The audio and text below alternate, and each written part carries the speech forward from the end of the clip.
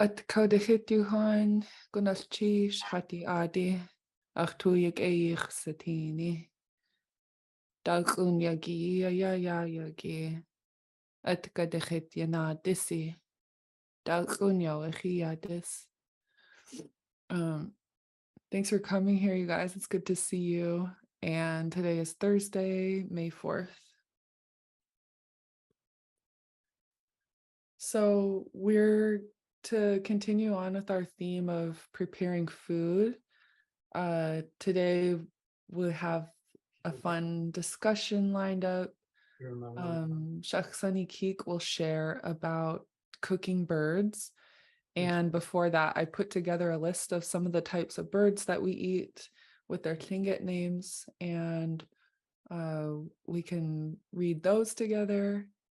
And then we'll look up some of the different terminology for cooking together so that you can see the process. So before we get started, some of the words that we looked up during our prep period, and you all can practice these words if you want to unmute your mics and repeat after me. The first bird we looked up is ptarmigan, and we found that this name might be borrowed from a neighboring Na-Dene Northern Athabascan language.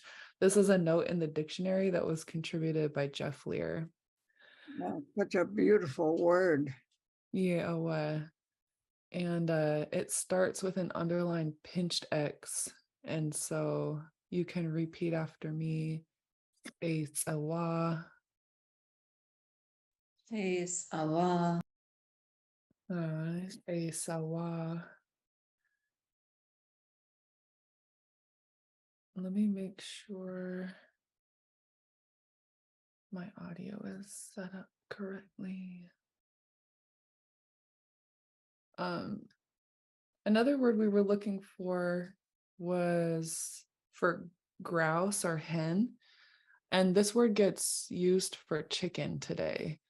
And I thought that was kind of funny because in Caltech, where my dad's from, when the young boys go out looking for grouse, they call them chickens. So this word is, you can repeat after me, kag. Kak. Next one is duck, and I'm already getting hungry because Shakhsani Keek was talking about some of her ways of preparing duck before class. And this one is G with a high tone AA and then a rounded X at the end. So repeat after me. Ga. Gach. Gach. Next one is mallard.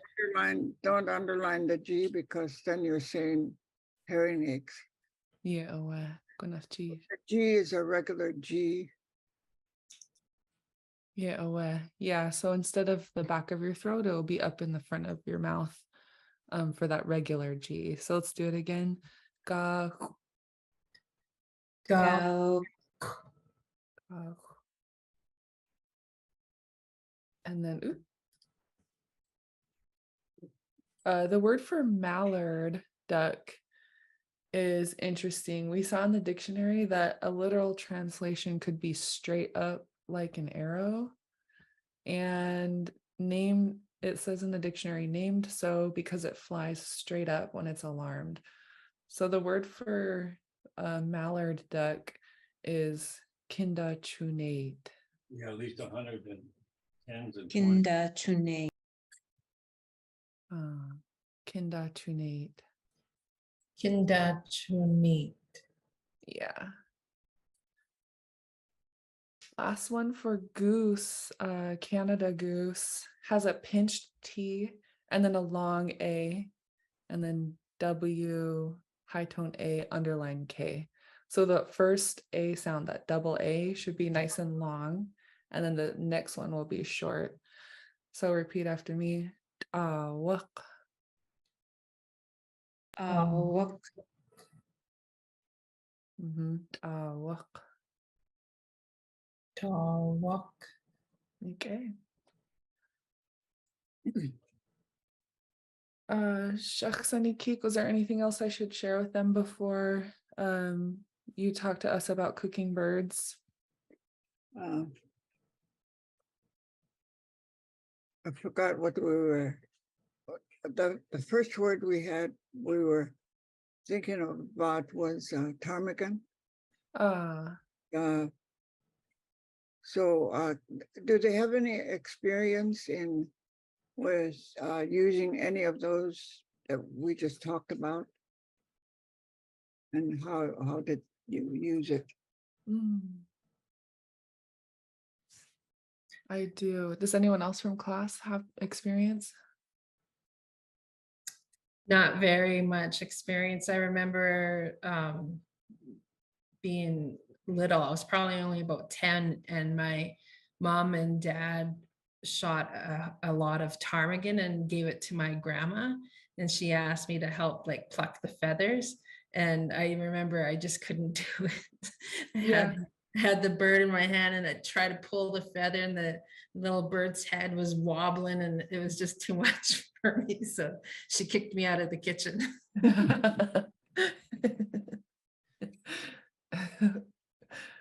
Okay. And they're kind of little too, so not that big. Yeah. Anyone else?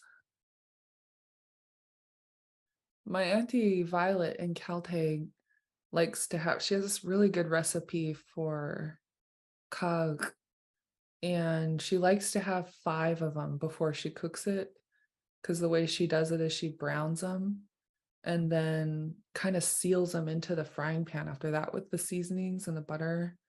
She puts tin foil over the top and puts it on the top of the frying pan really, really tight. So it almost kind of pressure cooks them and they get really tender. Hmm. In the oven? She does it all on top of the stove. Oh, Stu wow. Stukanach.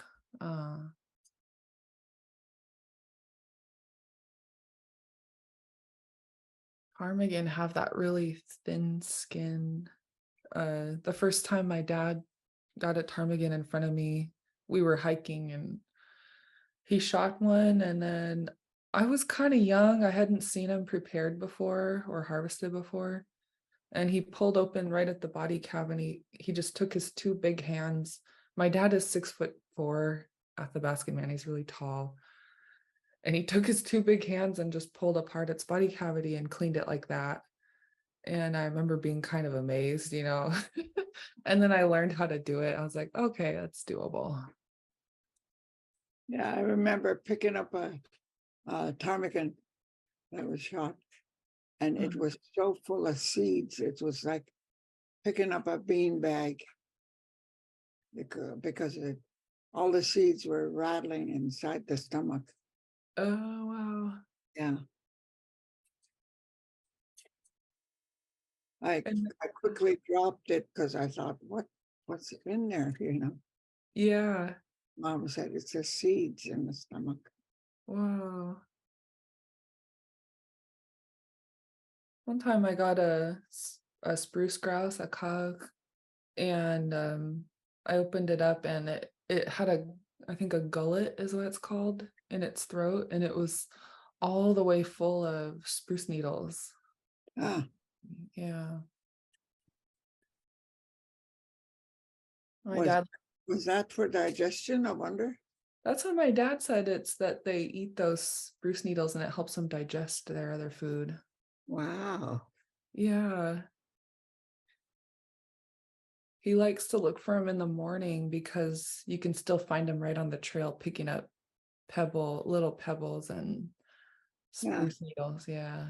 Yeah, I haven't had much experience with grouse. Mm. Yeah, the young boys in Caltech are sharpshooters. They take their 22s out and look for them, and they always come back with a lot when we're at camp looking for moose and stuff. Yeah. Yeah.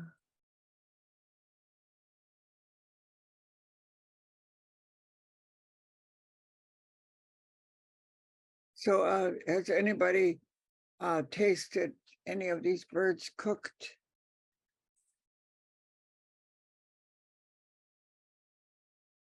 even in the restaurant? Any experience? No. No? And I've my, had- I had two brothers and my dad, they used to go hunting together. Bring home all, when I was young, they used to bring home all these birds and my mom would get a big tub. We'd sit around the tub and pull feathers and just drop all the feathers into the tub to clean them. Mm. Then my mom would inspect them to see that if we did a good enough job. Mm. So yeah.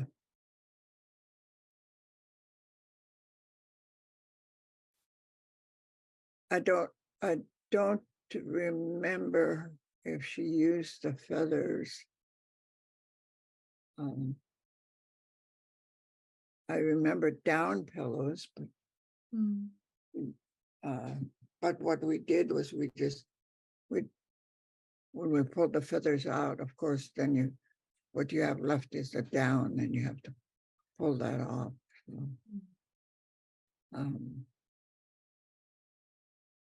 but one of the wonderful dishes that my mom used to cook was duck, and Mhm. I watched her. I think mainly I was watching her because I just enjoyed her cooking so much, and I watched her cut up a duck Mm. into pieces, and it was just I think I was really amazed that when she cut into the joint, she knew exactly where to put the knife to cut. Mm.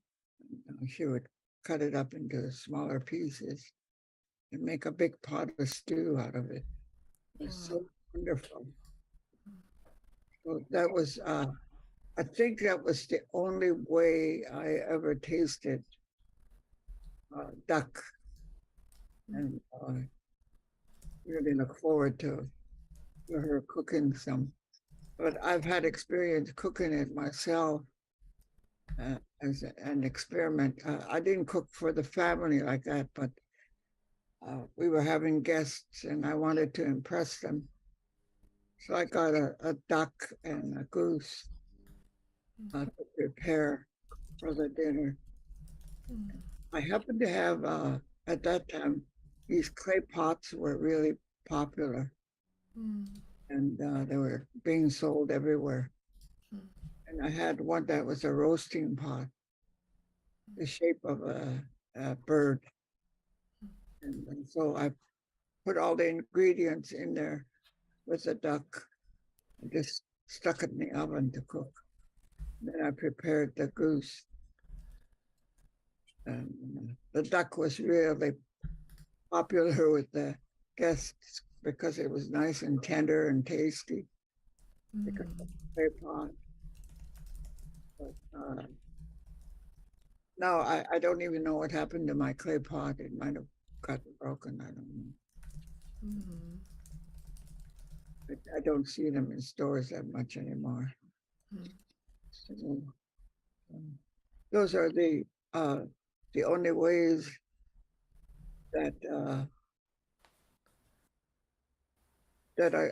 I had it prepared. But one of the things that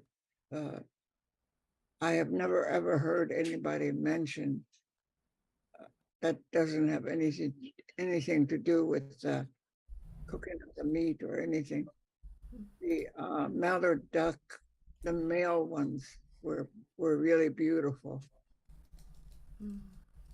and around the neck was this green, really bright green color feathers with some white.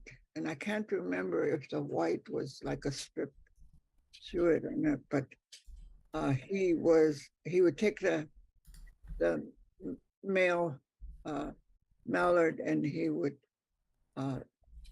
just carefully remove that part of the duck. And then he had a board, and he would carefully put it on the board with the feathers underneath and the skin side out to dry it. But he would also work on it to remove anything from the skin so it would dry faster. Mm. And when it was all dry, then it was pieced together to make a blanket, and he wanted to make one for me. So he was saving, he had a bunch of it already on a board that had dried. We was saving it. And then the fire in Huna happened, and of course that got destroyed. Never did mention it again. So, Mm. but I just kept imagining how beautiful it was going to be. Yeah. A bright green blanket like that. Wow.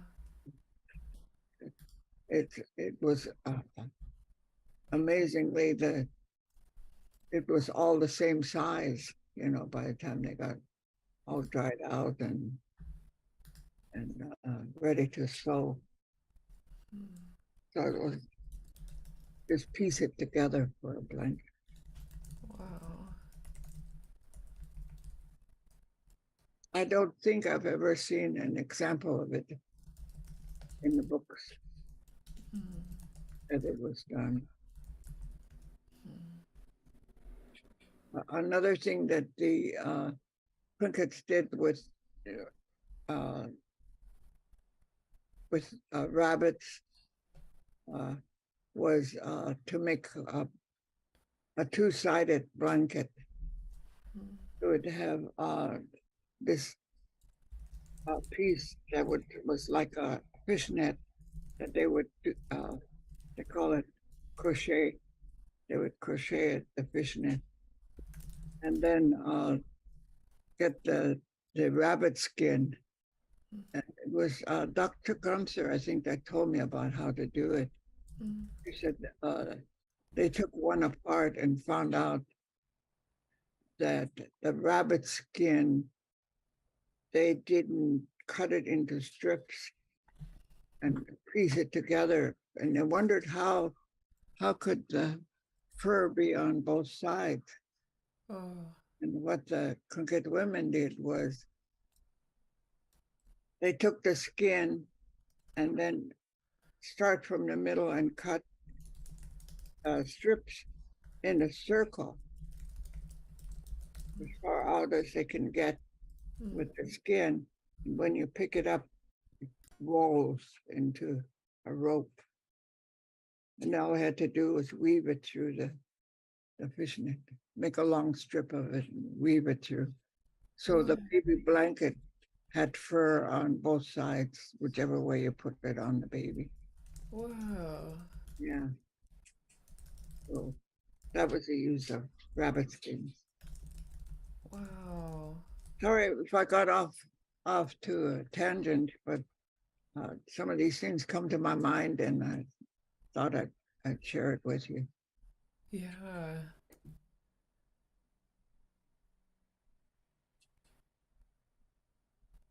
When my dad taught me how to set snares, I tanned the rabbit skins. I never learned what to do with them, and that's such a cool thing to hear that you could cut it in strips and weave it into a blanket. Yeah. Yeah, make big long rope of it and then just weave it through the net. Uh-huh. And it didn't, you didn't need a lot of it because it was a baby blanket. Oh yeah.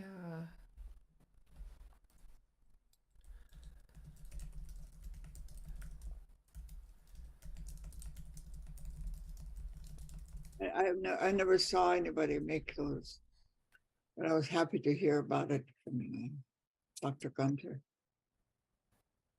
When they made the fishnet, did they have really big webbing or did they make the webbing kind of close together?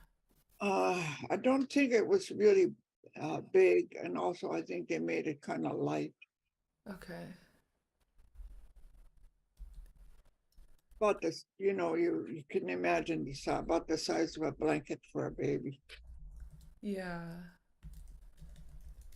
It's really needed in the winter. Yeah. Nice and soft. Yeah. And we didn't live in houses that had heating. So you really needed stuff like that for the little ones. Oops, I'm sorry.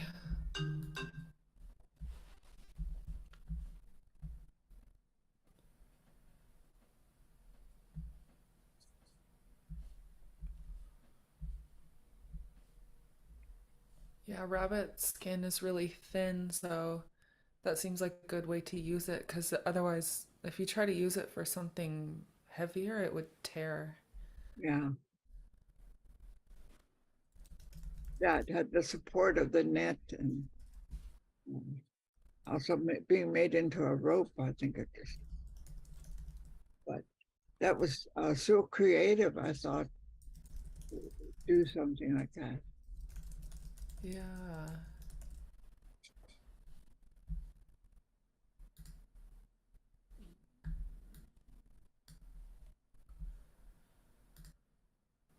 I think they sell, huh?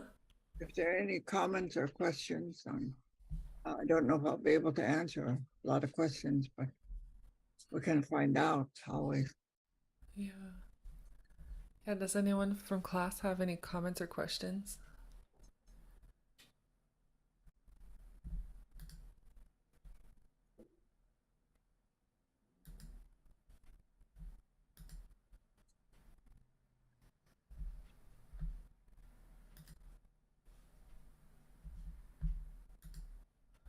I think they sell tanned rabbit hides for last time I checked at the bead shop or like Black Elk Leather, I think you could get them for maybe $25 per skin. And maybe I'll try that. That would be fun to try. Get a regular fishnet. Yeah, that's an idea. Then I wouldn't have to crochet one.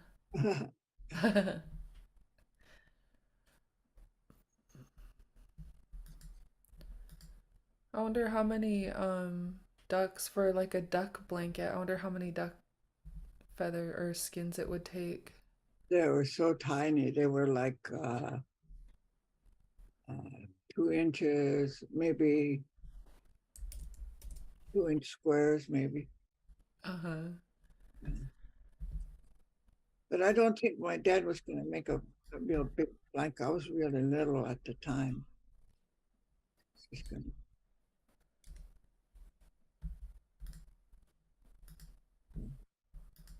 on the board where they dried, it was already beautiful without being put together.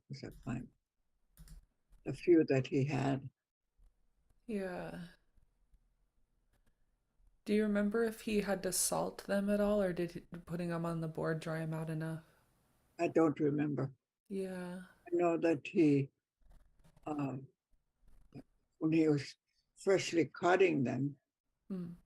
that's when I started watching him, and he started telling me what he was doing, and I watched him as he scraped the inside of the skin carefully because it's very thin Mm. and destroy the feathers. Did he use a knife to scrape them? Yeah, I think he did. He had all kinds of tools. Because he was a carver.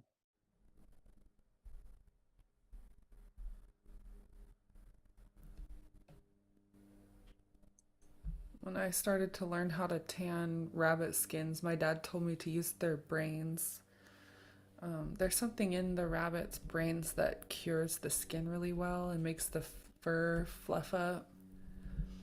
And so I would do that. I would stretch them out, scrape them, soak it, and then take it out and salt it.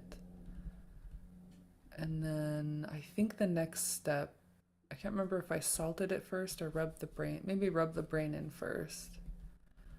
but they turned out nice and fluffy. Hmm.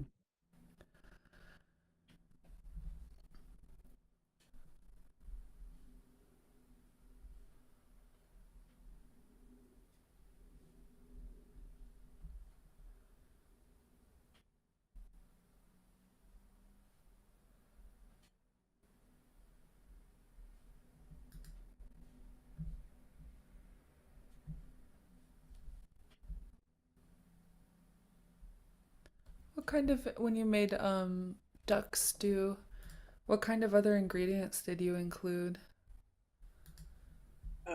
Yeah. Well, when I cooked the duck in a clay pot, I used a recipe from the cookbook. But Yeah. I think my mom used to uh, just make a stew, a regular stew with probably onions and I don't know what else. I didn't watch her. I watched her cut up the duck, but I didn't notice what she did. Mm, It could taste so good. yeah. So if anybody has any recipes like that, I'd like to hear about it. Mm.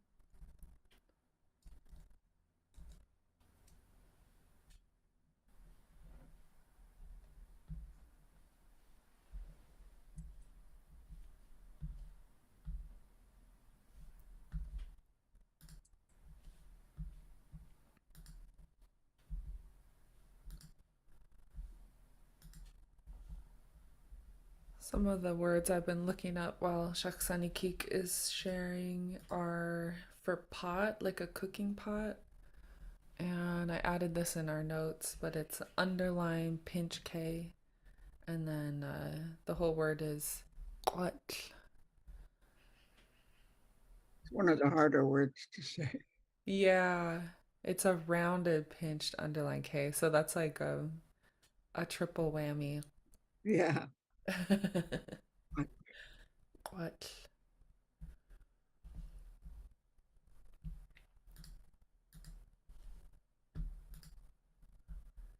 I can look up other words related to cooking, but in the meantime, if anyone has questions, go ahead and ask.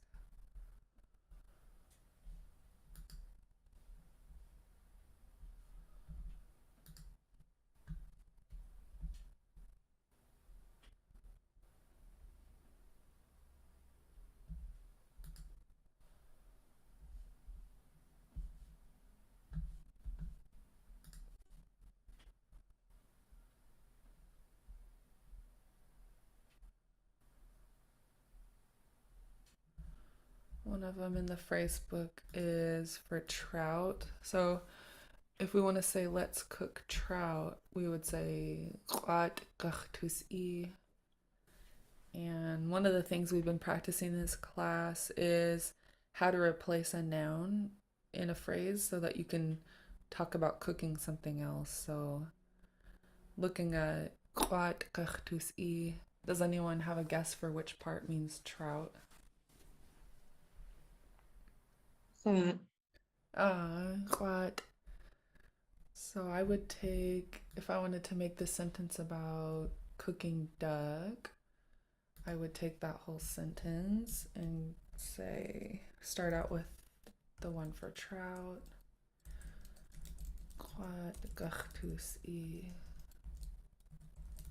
Let's cook trout. And then if we want to replace it with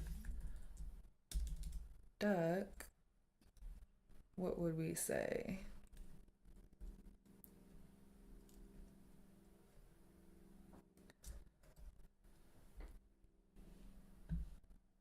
You can unmute your mics and say it if you know.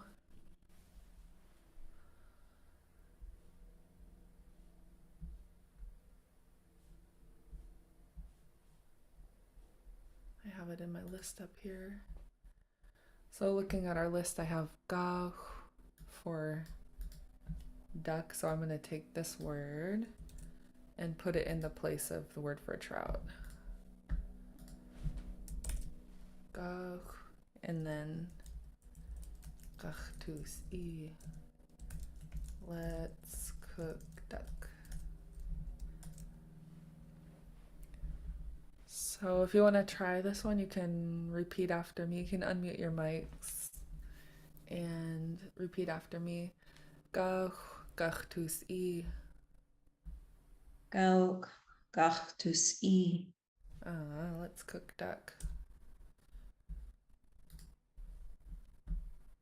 And one of the steps that I like that's in the phrase book is put the pot on the fire. And this one's a long one, but I'll type it, or we can practice it by little by little. So the whole phrase will sound like "Wequat chankach ke sa'in." So if we start at just the end, ke sa'in, you can repeat after me, ke sa'in. Ke sa'in. And the next part is chankach. This means on the fire. So repeat just these two words after me. Chankach. Han, kach,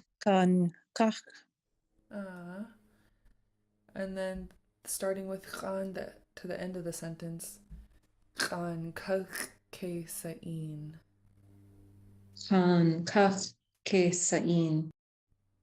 Okay.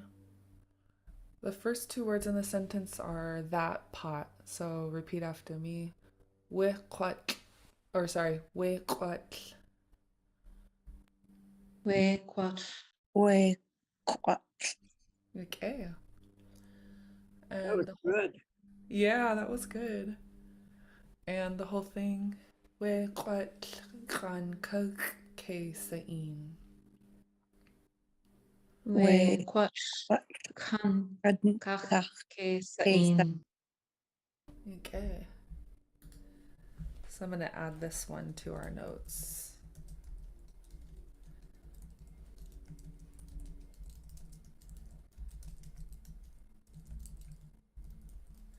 Put the pot on the fire.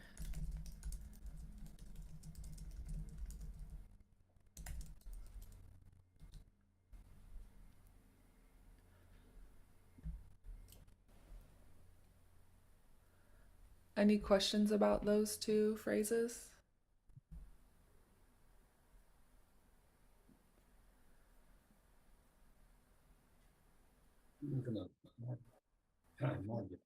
Put the pot on the fire. Let's see what else we find.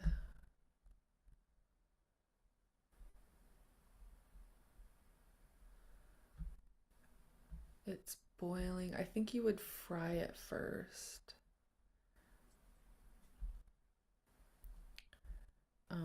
It smells good. We've seen this one. You can repeat this one after me. Shit'a. Shit'a, Or it's beginning to smell good. Kein naltzain. ke nuts in. This one's an L followed by a TS pinch. And so it'll sound like the last syllable will sound like tzain. And then before that, nash.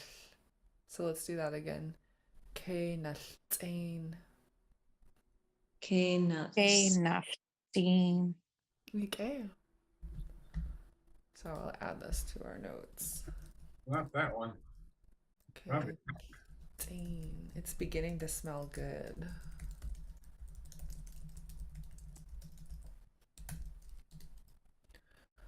Any other words you guys want to try to look up based off what we heard so far? I have a question. So if you wanted to use like stove instead of fire, would you still just replace that word in the same spot? Yeah, so let's do that. So we'll keep the pot wicked. And then I'm gonna put an underline where fire is, and we'll keep the rest.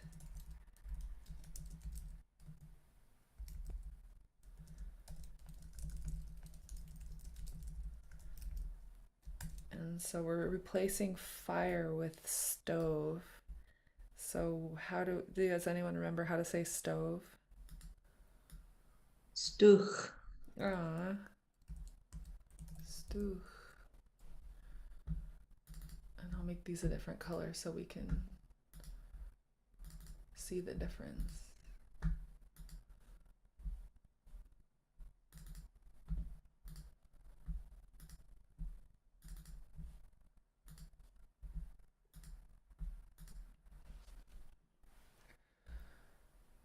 So now we have, you can repeat this one after me.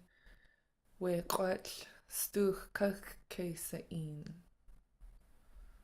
We quach. Stuch. Kach. Kesain. Okay.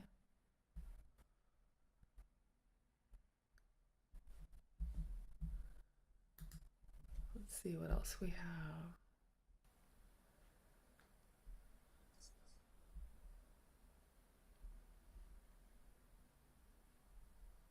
So last class we talked about the difference between baking in the oven and cooking on top of the stove. And so we're going to see a similarity in our new sentence. So stuch tunach chat is fish baked in the oven, and we have this word tunach, which means inside of it.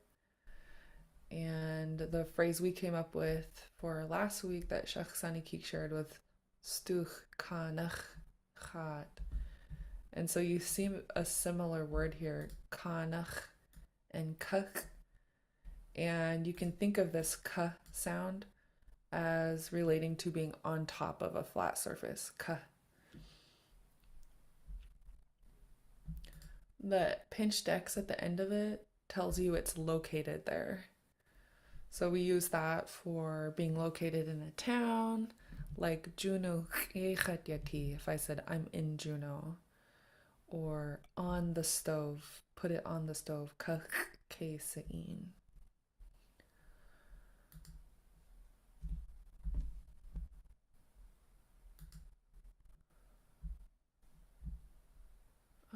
Let's look for dry it. So one thing we talked about was drying duck skins and rabbit skins. And there's a verb with the verb root hook, and it means to dry. So for a subject, to dry an object by any method. And there's an example phrase here. We are going to dry deer meat. And so the last word is how they said we're going to dry. So when we're looking at the word to dry, if I want to say specifically we're going to dry, repeat this word after me. Gach tusa hook. Gach. Tusa. So that part means we are going to dry. And then what they put before it is deer meat. Qwa kandli. So go ahead and repeat that after me. Qwa kandli. Guakandlehi. So the whole phrase, repeat it after me. Qwa kandli gach tusa hook. Guakandlehi. Gach. Tusa. Okay.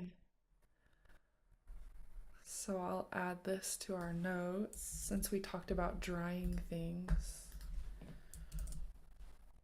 We are going to dry deer meat, and I'll put these words in purple so they match up. You can see in the Lingit and English which part means which part.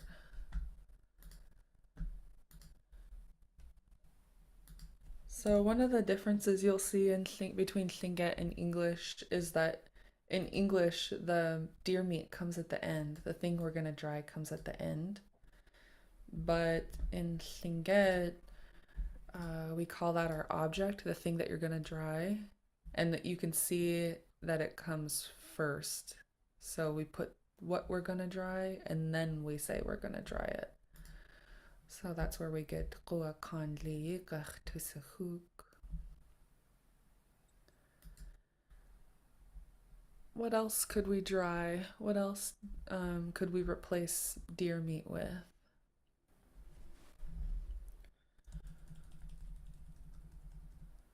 Moose meat? Okay. So, does anyone know? So, out of Guakanli, which part means deer? Guacan. Guakan means deer. So, we'll keep Gli for meat and replace deer with moose. Does anyone know how to say moose? Lingit Class. Disc. This. So, check my spelling, make sure I have, yeah, it's a pinched rounded K. So go ahead and repeat this word after me. Disc. Disc. Okay. Such a cute word for such a big animal. Yeah.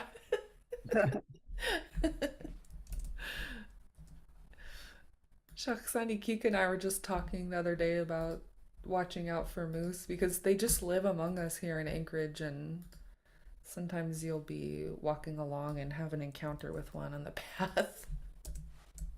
And they're so huge.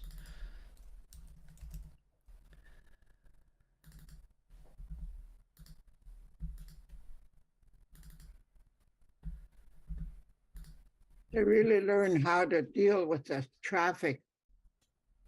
Yeah. The older ones, you can tell. Yeah. I remember for a while, Anchorage had this well-known moose that was often seen around town, and I guess it would eat the crab apples off people's trees in their yards, like in the late fall. And by then they were starting to ferment, and that moose would be walking around looking kind of funny after it ate lots of fermented crab apples. And they nicknamed it Buzzwinkle because he was always walking around a little kaseyei. And one thing they would say about him is he would always look both ways before crossing the street.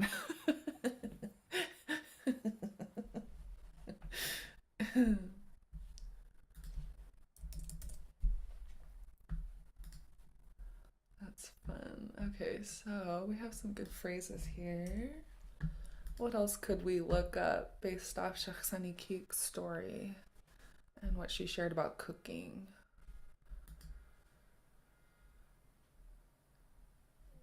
How about make a blanket? Let's see if I can find something about that.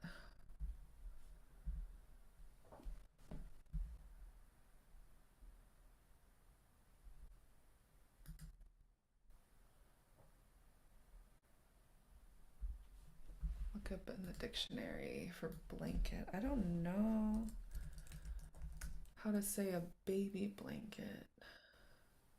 Blanket looks like cool. So let me keep looking through the dictionary and see what I can find. Or guntu.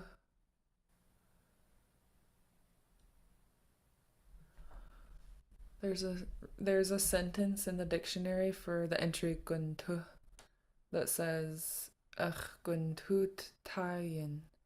He used to sleep under the covers with me. Or ach guntut ta. He is sleeping nestled in my embrace. That's kind of neat. Let's see what else we find.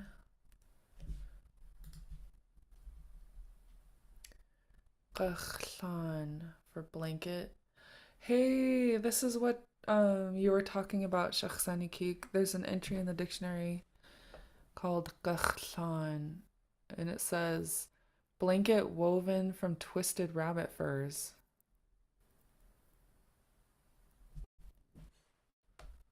What's the word? It says qachlan. Ah, Yeah. But there's question marks in the entry where it looks like they know qach maybe comes from rabbit, but then question marks for shan. But I'll add it to our notes because that's kind of fun.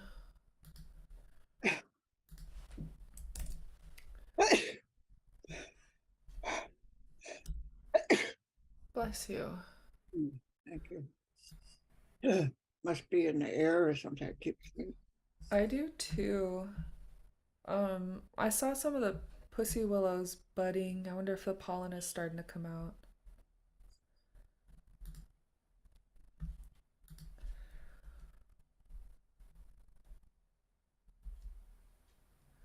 Wonder if I could say make a blanket.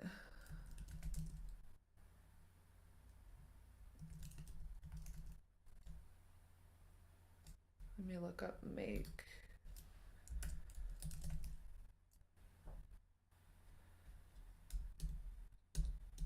Make. So.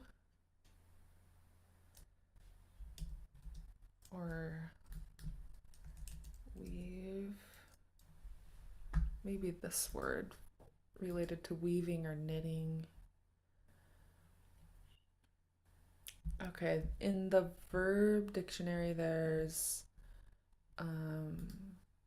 weaving, to make a cloth of any kind by weaving, knitting, or crocheting. So let's see if we can use that one.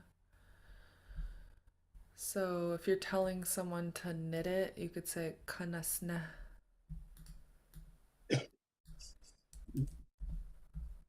And I'll add this. Kanasne.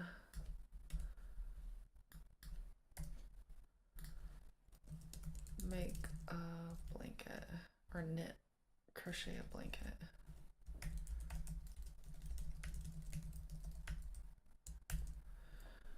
So for if gachlan is blanket, shakhsaniki, could I say gachlan kanasna?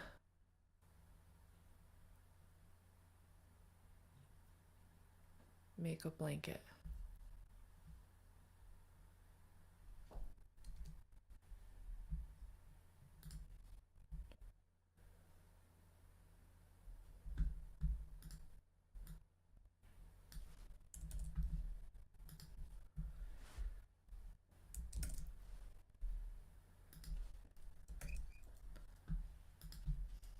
We can think on these ones. Aksana, he or she is knitting it.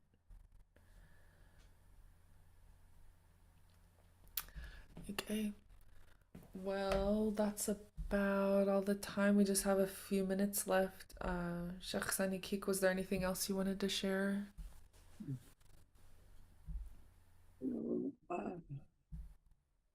Unless there's some comments or questions. Any comments or questions from the class?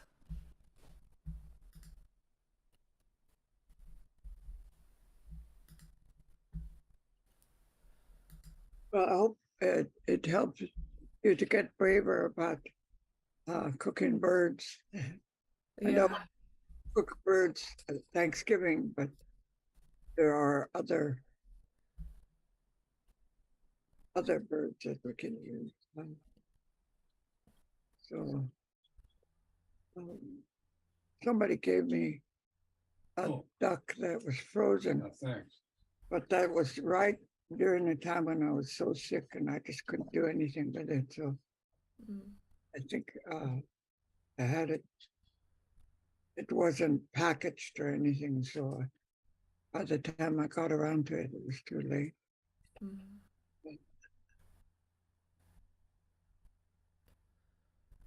Yeah, didn't you say for Thanksgiving growing up you guys would normally look for duck or goose? Yeah. Yeah. It's all I had until I was a teenager. When turkeys were introduced. And of course, if you're going to school, you read about turkeys during Thanksgiving, but that was foreign language to us. Yeah. My brother and I, we used to go hunting sometimes if we didn't get any, then my mom was prepared to have deer meat roast Mm, Thanksgiving. yum. Sounds so good.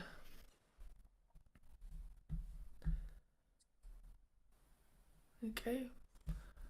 Well, tomorrow we're going to have a guest in class who will demonstrate how to cut up a chicken.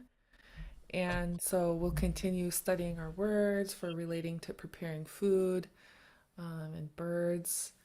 And hopefully you all can make it tomorrow at 1 or at noon. And if there's no other comments or questions, we'll see you tomorrow, same time, same Zoom link. Gunnath Chi, Shuhan.